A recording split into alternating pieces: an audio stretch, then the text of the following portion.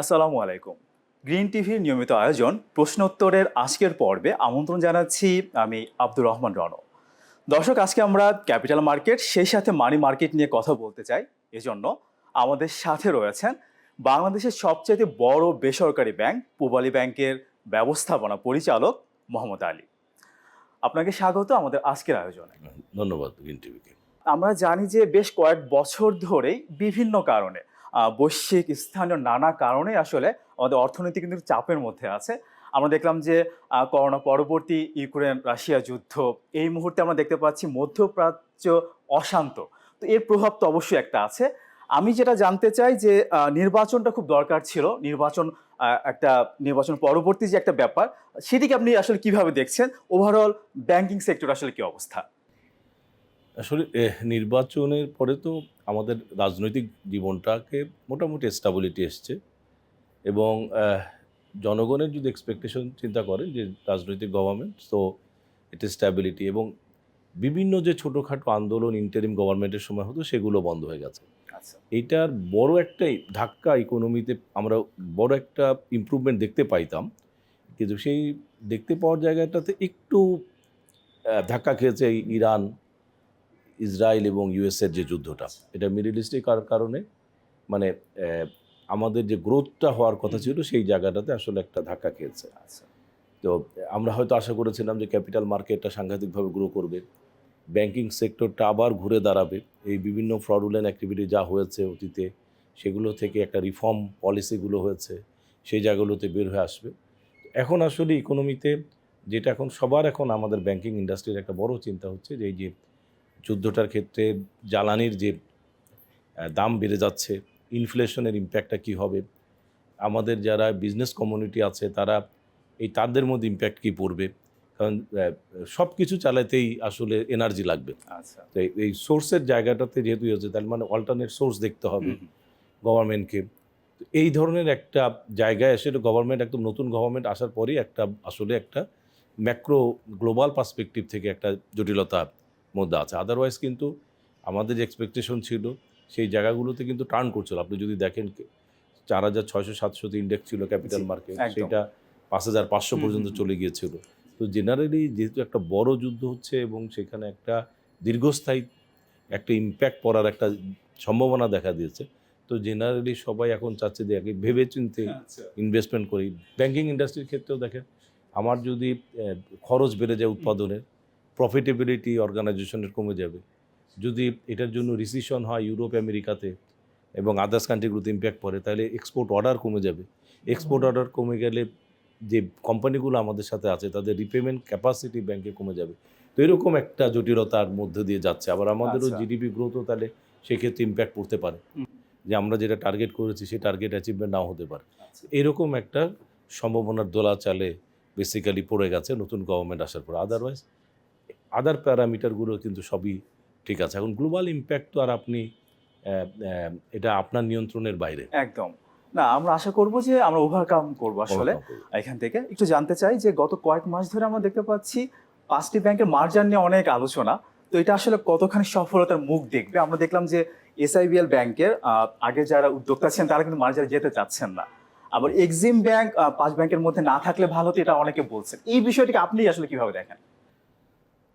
আসলে হচ্ছে কি যে এদের ক্ষতটা অনেক গভীর। আমি এটার জন্য একটা ছোট্ট এক্সাম্পল দেই। আমি বার্নিং একসময় একটু আর্টিকেল পড়ালেখা করলাম। সেখানে দেখলাম যে যত ইউনিট, মানে যত শরীরের যত অংশ বার্ন হয় তার ডেথ রেট তত হয়। ধরেন আপনার 20% বার্ন হয়েছে, তার মানে আপনার মারা যাওয়ার সম্ভাবনা 20%, তাহলে জীবিত থাকার সম্ভাবনা 80%। 50% যদি বার্ন হয় তাহলে কী হবে? 50%। যদি 90% বার্ন হয়, 10%। তার মানে 90%ই আপনি মারা যাবেন। তাহলে দেখা যায় যারা 70-75% বার্ন হয় তারা মারা যায়। এই ব্যাংকগুলোর ক্ষেত্রে যেটা হয়েছে যে আসলে 97, 88, 90 এরকম একটা বার্ন হয়ে গেছে, মানে অ্যাসেট সাইজের।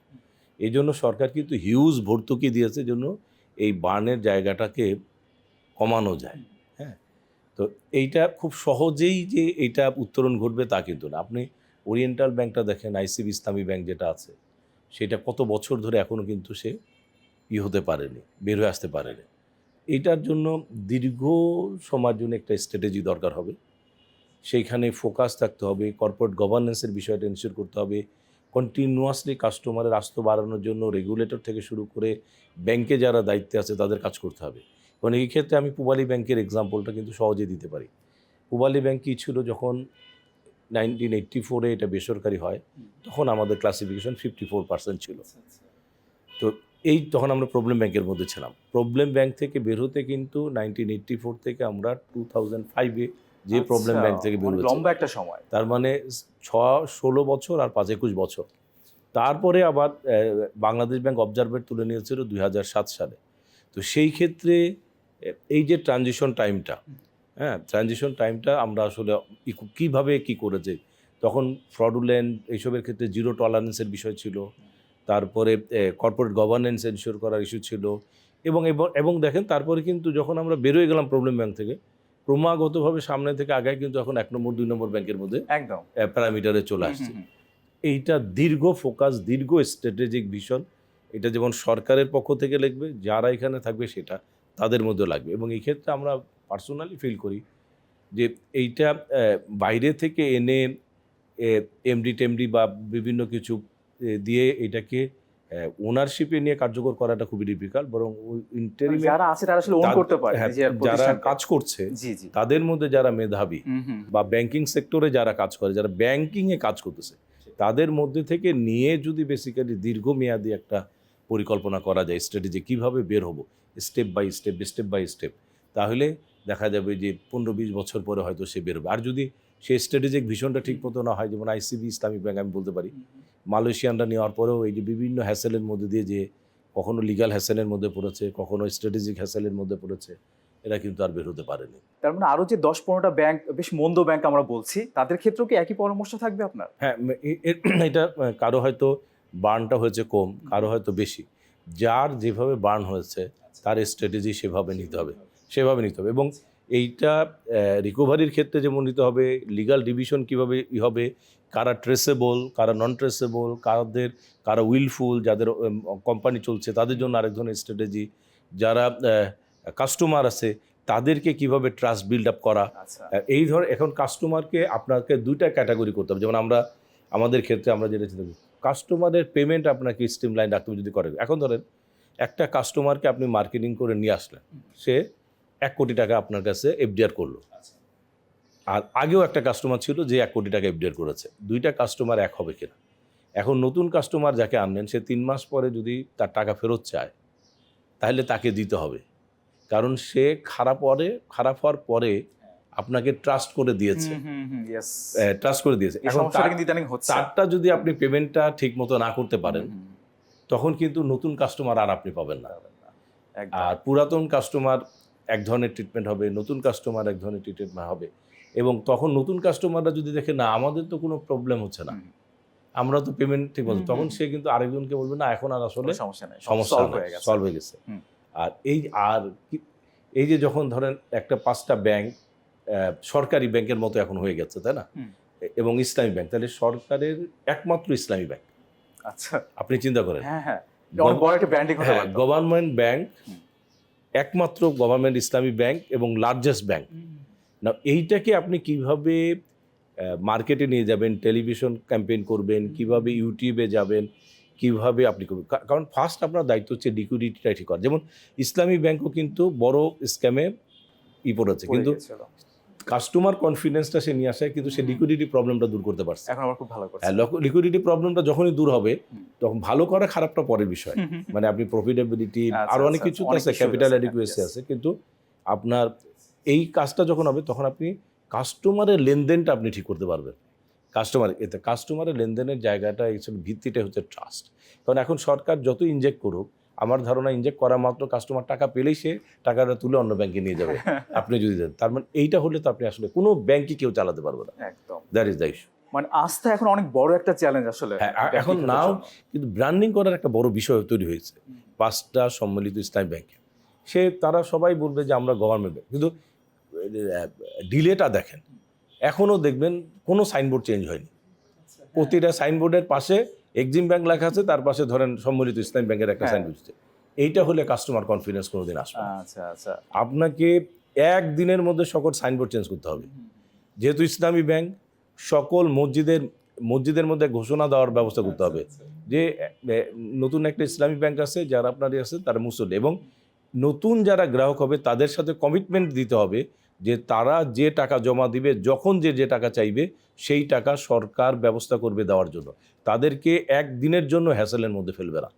আর পুরাতনগুলোকে সে একটা রোড ম্যাপ দিবে যে তোমাদেরকে আমি এইভাবে টাকাগুলো বেসিক্যালি তার মানে আস্থার pay বিলটা করবে। সবচেয়ে বেশি দরকার। আস্থা বিল করতে গেলে আপনাকে ব্র্যান্ডিং করতে হবে, আপনাকে লেনদেনের জায়গাটা ঠিক করতে হবে। এখন হেয়ার কাটের কথা বলা হচ্ছে, এতে কতটা স্বার্থ রক্ষা হবে বলে মনে করছেন আমানতকারীদের?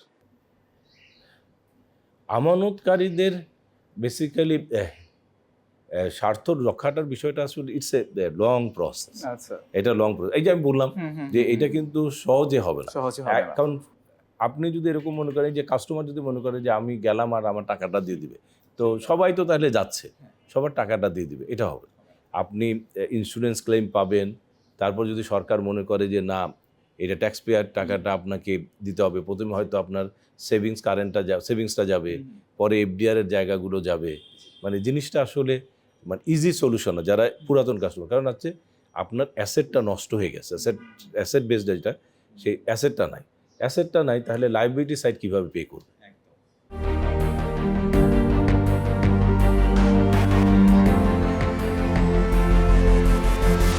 তো আমরা যেটা দেখলাম যে আমানতকারী তাও তো টাকা ফেরত পাচ্ছে, কিন্তু যারা শেয়ারে বিনিয়োগ করেছিল তাদের তো শেয়ার মূল্য শূন্য হয়ে গেল। সেক্ষেত্রে কিছু করা যেত কি? অন্য কোনো সলিউশন কি ছিল? সলিউশন ছিল না? মানে আচ্ছা। সলিউশন এখনো আছে, এখনো আছে। এখনো আচ্ছা, আছে, আচ্ছা। এরকম কোনো কিছু না। মানে আমরা আমানতকারীর জন্য হয়তো একটা বড় ব্যয় করেছি, তাই না? আমানতকারীদের জন্য আমানতকারীদের জন্য ভর্তুকি দিচ্ছি, তাহলে শেয়ার হোল্ডারদেরকে ভর্তুকি দিব কি দিব না, that is the issue. Yes. That is the issue. এখন দেখেন এটার ক্ষেত্রে সলিউশন কি? একটা সলিউশন তো আপনারা দেখেছেন যে না, তোমরা শেয়ার হোল্ড করো, you are in the owner structure, তো তোমরা যেহেতু এটা নেগেটিভ চলে গেছে, ইউ নট গেট ইট। কিন্তু এইখানে সাধারণ শেয়ার হোল্ডার আছে, অসাধারণ শেয়ার হোল্ডার জি, আছে। একদম। তা অসাধারণ শেয়ার হোল্ডারের শেয়ার ধরেন, এগুলো ব্যাংকগুলোতে সবই 80% কাছাকাছি ছিল। ইনস্টিটিউশনাল যারা শেয়ার হোল্ডার, ধরেন দেশের বাইরে অথবা দেশের ভিতরে, ইনস্টিটিউশনাল শেয়ার হোল্ডার, বড় শেয়ার হোল্ডার যারা, আপনি তাদেরকে বর্তমান পলিসিতে যে বাদ দিয়ে দেন, এটা ঠিক আছে।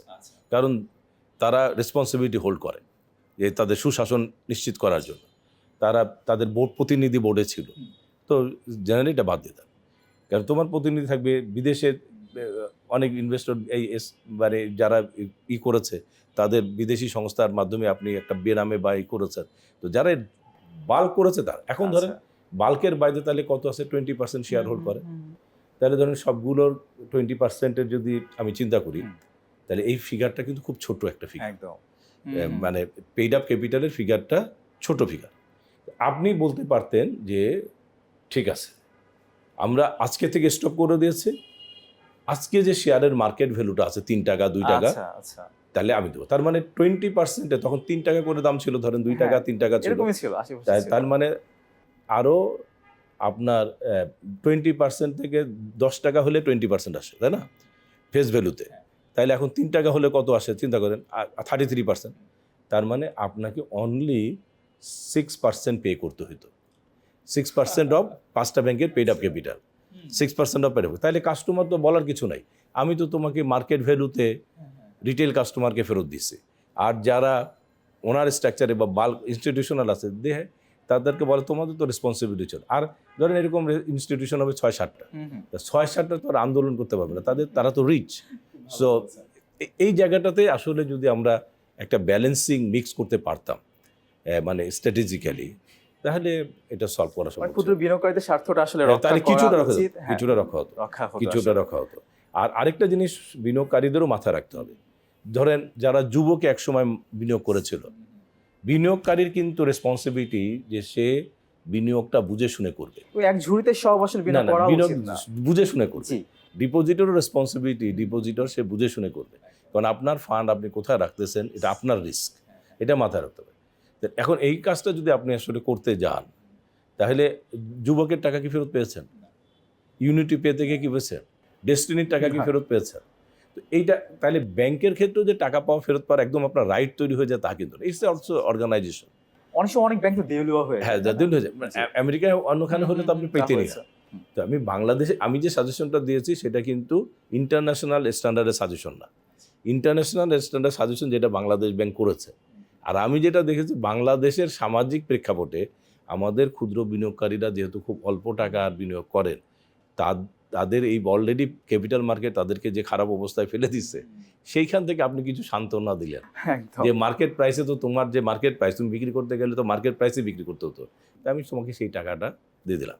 এতে হয়তো সরকারের 500 কোটি টাকা লাগতো। সেটাই, এটা খুব মানে বেশি টাকা না সরকারের জন্য। মানে যত টাকা ডিপোজিটরদের জন্য ভর্তুকি দিয়েছে তার তুলনায় এটা আসলে আর নতুন কোনো কিছু গভর্নর কিন্তু অনেক কিছু নিয়ে চিন্তা ভাবনা করছে। উনি চিন্তা করছেন যে বন্ধ কোম্পানিগুলোকে চালু করা যায় কিনা, এবং পুঁজিবাজারও কিন্তু অনেক বন্ধ কোম্পানি আছে। সার্বিকভাবে কিভাবে দেখেন বিষয়টিকে? বন্ধ কোম্পানির চালু করার ক্ষেত্রে basically it would be a very মানে ডিফারেন্ট এবং হিউজ স্ট্র্যাটেজিক মুভ আর কি। তো এইটার ক্ষেত্রে ধরেন যে বাবলটা তাদের তৈরি হয়েছে মানে ব্যালেন্স শিটে, যে তাদের ক্লাসিফাইড, তারা ব্যাংকের ইন্টারেস্ট বেড়ে বেড়ে অনেক হয়ে গেছে। ধরেন তার টোটাল ল্যান্ড এবং বর্তমানে যে বিল্ডিং স্ট্রাকচার বা মেশিনারিজ তো সব নষ্ট হয়ে গেছে এগুলোর ম্যাক্সিমাম ক্ষেত্রে। তো যে স্ট্রাকচার আছে তার দাম হয়তো ধরেন 150 কোটি টাকা আচ্ছা।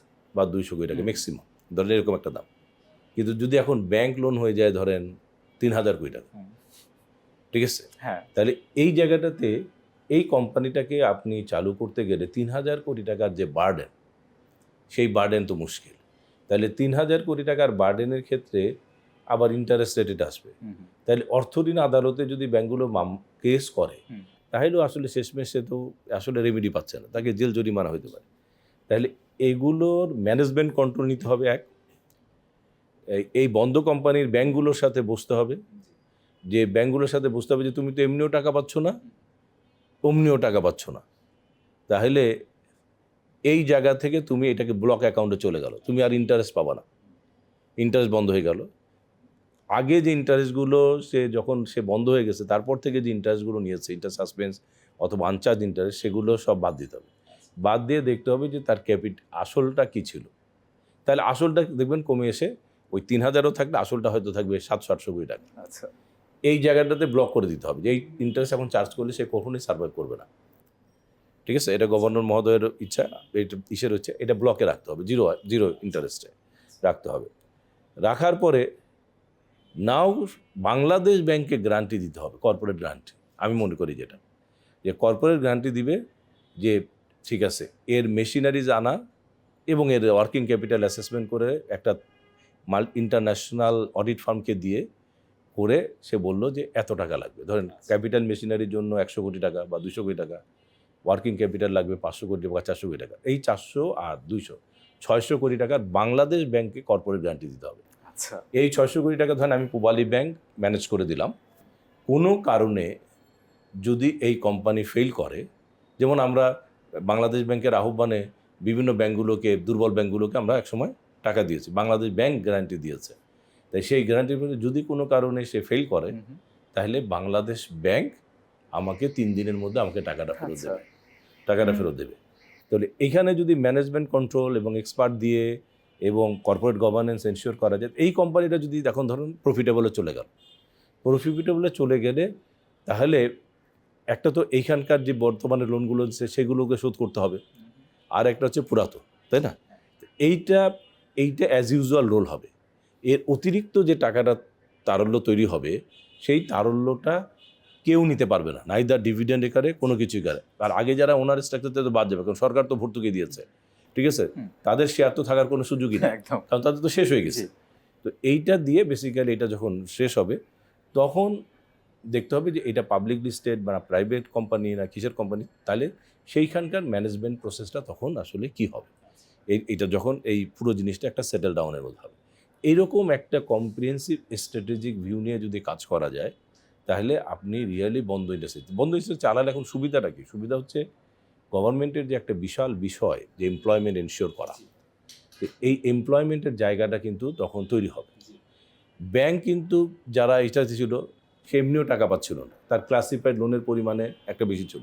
তো এই প্রক্রিয়া হইলে ক্লাসিফাইড লোনের জায়গাটা থাকলো না, তাহলে ব্যাংক প্রভিশন হয়তো আউট করতে পারবে না, বা আউট করার ক্ষেত্রে যতক্ষণ পর্যন্ত সে সক্ষমতা না হয় ততক্ষণ। তাহলে এখানে কিন্তু একটা উইন উইন সিচুয়েশন আছে, কিন্তু এইটা পলিটিক্যালি মোটিভেটেড আবার হইতে পারবে না, মানে এটা চালু করার ক্ষেত্রে।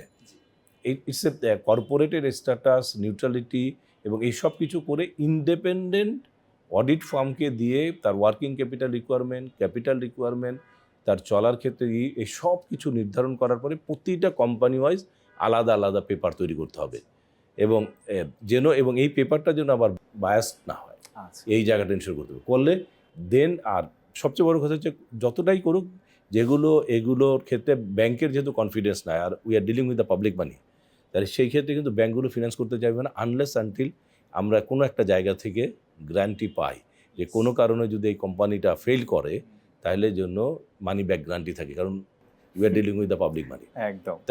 আর আরেকটা সুবিধা হলো যে যদি বাংলাদেশ ব্যাংক এরকম গ্যারান্টি দেয়, তাহলে বাংলাদেশ ব্যাংক ওই কর্পোরেটের পক্ষ থেকে হয়ে বার্গেন করতে পারে যে আমি যেহেতু গ্যারান্টি দিচ্ছি, তোমার রিস্ক ওয়েটেড অ্যাসেট রিস্ক কমে যাচ্ছে, তাহলে সেই ক্ষেত্রে তুমি লোয়ার দ্য ইন্টারেস্ট, তো সেই ক্ষেত্রে বলতে পারে। এখন যার ব্যাংক তার থেকে বললো যে তুমি 7-এ নাও, 8-এ দাও, তাহলে সেই ক্ষেত্রে কিন্তু তার ফিনান্সিয়াল এক্সপেন্ডিচারটা আবার কমে যেতে পারে।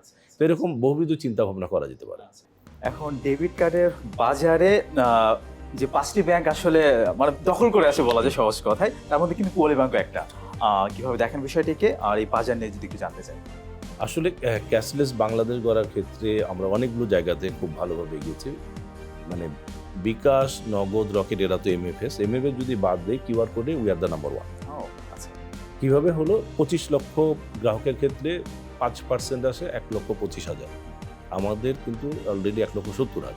তার মানে আমরা হোল দোকান 25 লক্ষ যে দোকান আছে তার অলরেডি 6-7% আমরা কিউআর কোড দিয়ে কভার করেছি। আচ্ছা আচ্ছা। আমরা 24-এ শুরু করে, কিন্তু সবাই শুরু করছে 95, 96, 95 না, আমরা শুরু করছি পজের 24-এ। এখন আমরা we are in the second position, মানে সিটি ব্যাংকের পরেই আমাদের এই জায়গার অবস্থা, এবং উই আর এক্সপেক্টিং যে এই বছরই আমরা সিটি ব্যাংকের সাথে হেড টু হেড থাকবো। আচ্ছা, তারপর next year will see how we can penetrate.